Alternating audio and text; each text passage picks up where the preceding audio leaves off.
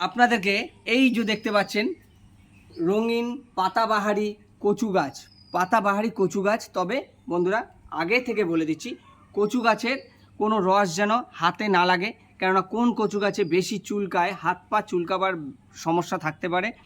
এই গাছ কিন্তু আজকে আমি তুলে নিয়ে আসলাম এক জায়গা থেকে, তুলে নিয়ে এসে এবার আমি এটাকে রোপণ করব। এটা রোপণ করার আগে কিছু নিয়মকানুন আছে। নিয়মকানুনটা কি, এর যে বড় পাতাটা, এই যে বড় পাতা দেখছেন, এই বড় পাতাটা আমি কিন্তু ছেঁটে ফেলে দিতে পারি, কিন্তু না বন্ধুরা, এখন আমি ছাঁটবো না। যদি আমার গাছ কমজোর হয় লাগাবার পরে, তাহলে আমি এই বড় পাতাটা আপাতত ছেঁটে দেব। এই যে গোড়ার মাটিটাকে একটু এইভাবে করে খুঁচে নেবেন। আমি কাঁচি দিয়ে খুঁচে দিচ্ছি, কেননা আমার মাটিটা এমনিতেই সফট আছে। আপনাদের যে কোনো খুরনি দিয়ে খুঁড়ে নেবেন।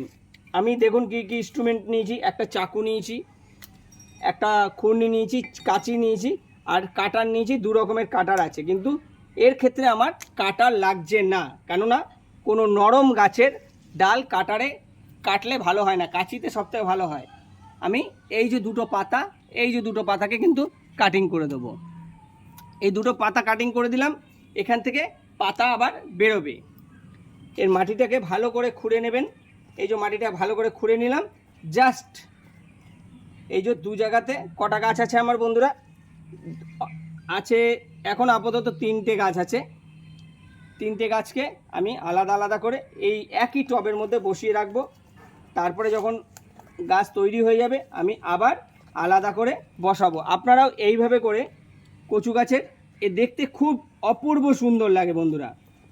আপনারা একে ইনডোর প্ল্যান্ট করে রাখতে পারবেন, কেননা কচু গাছে কিন্তু জল বেশি দেওয়ার প্রয়োজন হয় না। একে ইনডোর প্ল্যান্ট করে রাখতে পারবেন, আউটডোরেও রাখতে পারবেন। এই ধরনের গাছ সব জায়গাতে রাখা যায়। এই যে দেখুন, এই যে লাগালাম, কেন এখন আমি এতে জল দেব না, এতে কিন্তু আমি জল দেব না। দেখুন আমার মাটি কিন্তু পুরো ভিজা, বর্ষাকালে মাটি পুরো ভিজা, তাই এতে কোনো জল দেবো না। জাস্ট খালি এইভাবে করে রোপণ করে ছেড়ে দিলাম। আর এই পাতাগুলোকে যেখানে আমার কিচেন ওয়েস্ট তৈরি হচ্ছে, জৈব সার তৈরি হচ্ছে, সেখানে আমি এই সব পাতা সেখানে ট্রান্সফার করে দেব। নমস্কার বন্ধুরা, ভিডিওটি ভালো লাগলে লাইক শেয়ার কমেন্টস করবেন। প্লিজ চ্যানেলটিকে সাপোর্ট করে পাশে থাকবেন।